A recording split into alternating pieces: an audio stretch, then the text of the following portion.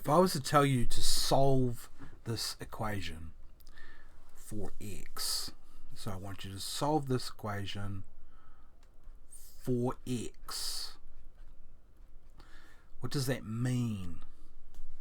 Well, it means we want to manipulate it and play around with it until we get it in the form x equals something else. X equals a number. So we want x all by itself equaling something else which doesn't have an x in it. Okay?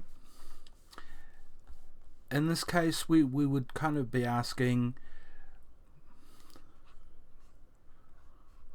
what would need to be there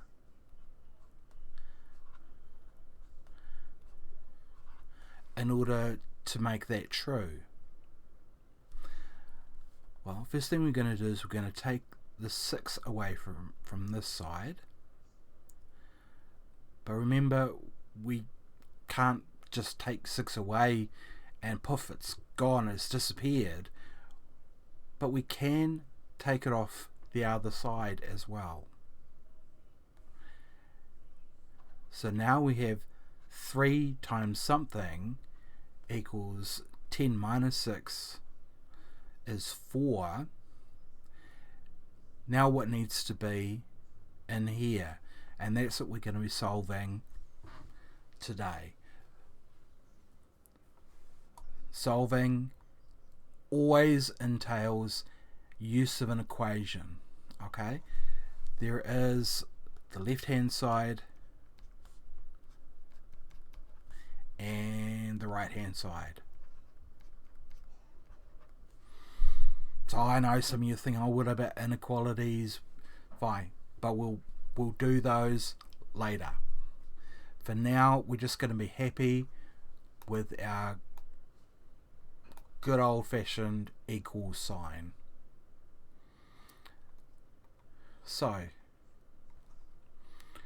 why have I got a picture of a pair of scales? Well,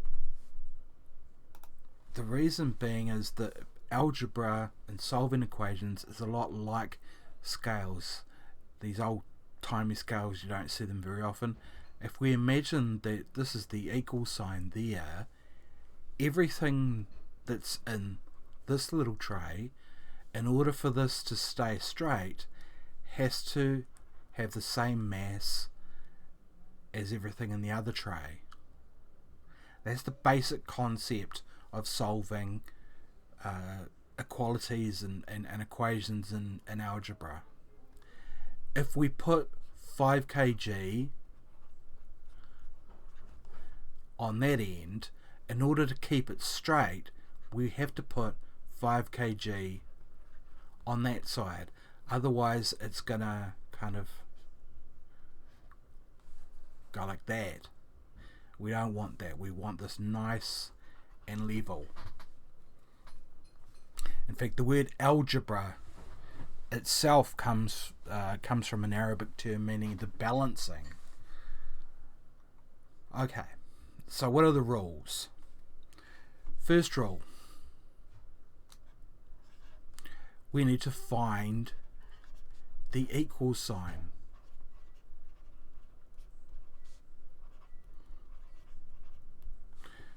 Alright, sounds silly, but that is a common mistake a lot of my students make.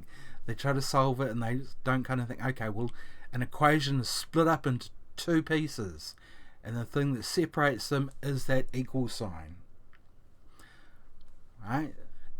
Realize that everything on the left hand side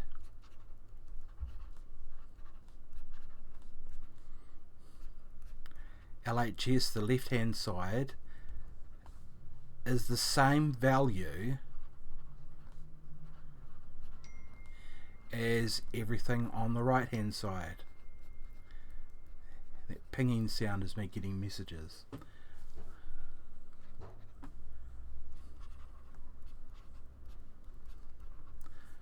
Okay, so if we had 3 equals 3, you're not going to get any prizes for 9. Is that true? Yeah, it's true, because everything on the left hand side here equals 3, and everything on the right hand side equals 3. It's so ubiquitous in our language that even then, to describe it, I had to use the word equals. Right, first step done. Second step is we want to bring every term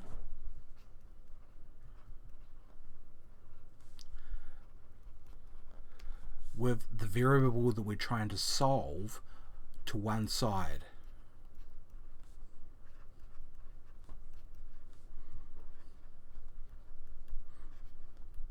Usually the left hand side. Okay, so if we've got our equation there, something x plus something x equals something x plus w plus 8, we want to bring this term across the equal sign to the left hand side. And the second part of that is we want every term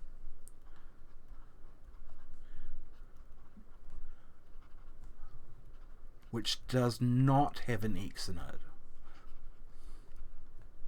I say x, but I mean the variable that does not contain what we're trying to solve for.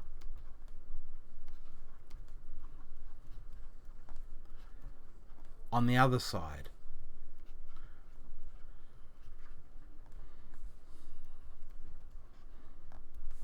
Right?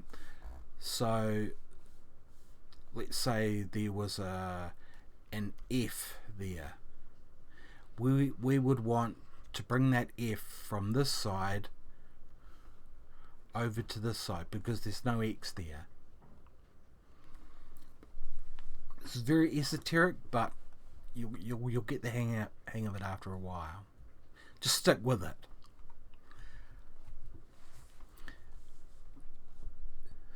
Third step, and this is the one that students find really difficult to wrap their head around, but kind of I want you to think through. To move something over the equal sign,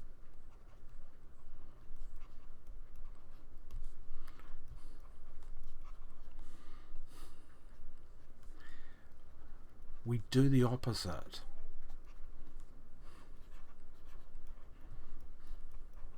And it's related to the fourth rule, which is we can do anything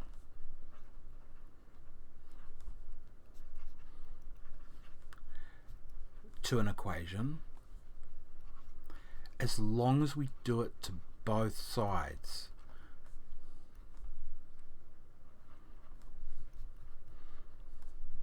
Okay, so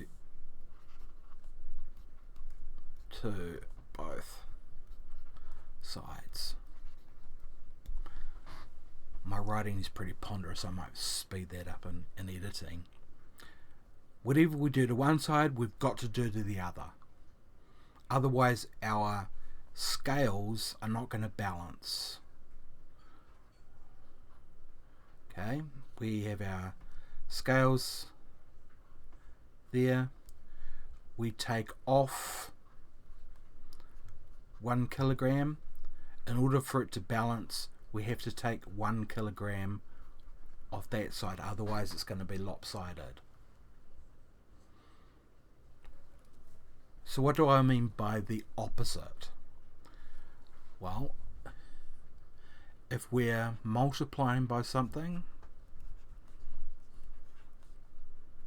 the opposite of that is division. And the opposite of division is multiplication.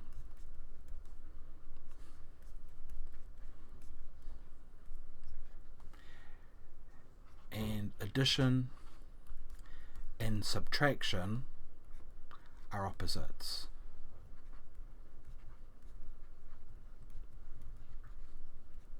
Okay, so stick with me, because we're going to do some examples. In fact, we're going to do the same example that we did right at the beginning.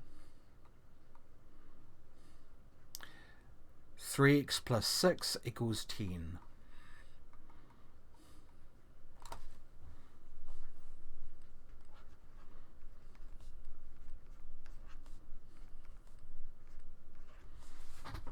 Okay, first step, we need to find the equal sign, and there it is right there.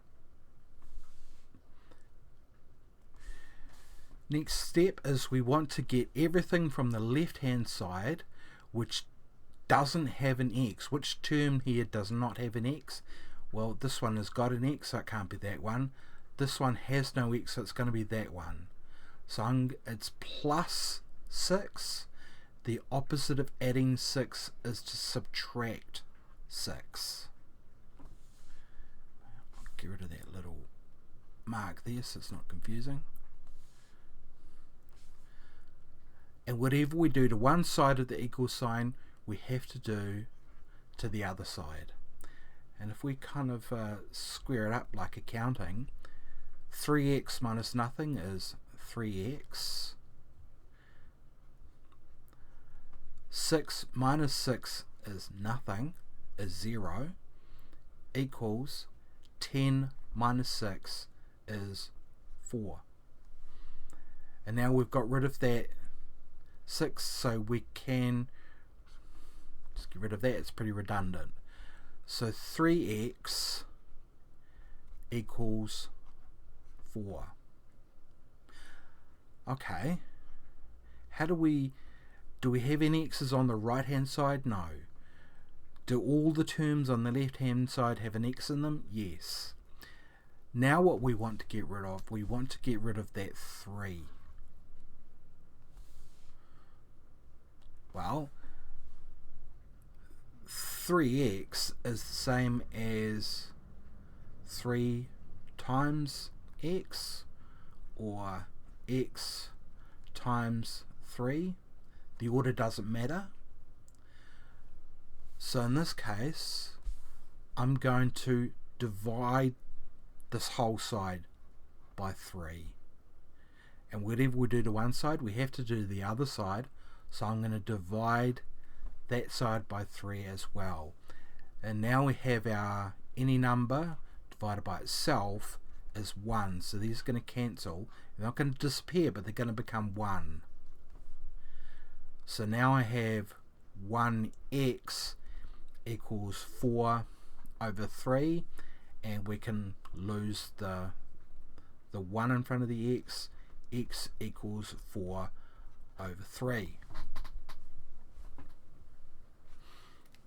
Okay, let's test it out. We had 3x plus 6 equals 10. We know that's true. If we substitute now, we cut and paste wherever we have an x, we put the 4 over 3. Is that going to equal 10? Well, 3 times 4 over 3 plus 6, does that equal 10? And at this stage, we grab the good old Casio calculator and try it out. As soon as I get it to work. 3 times 4 over 3 plus 6 equals 10. There's our answer. 4 over 3 is indeed the correct answer. We're going to be doing lots and lots and lots of these. Don't worry if it's a bit kind of overwhelming at the moment, but we're going to do lots and lots and lots of them. And the good thing is that the rules never change in algebra. Teachers come and go, students come and go, but algebra is constant.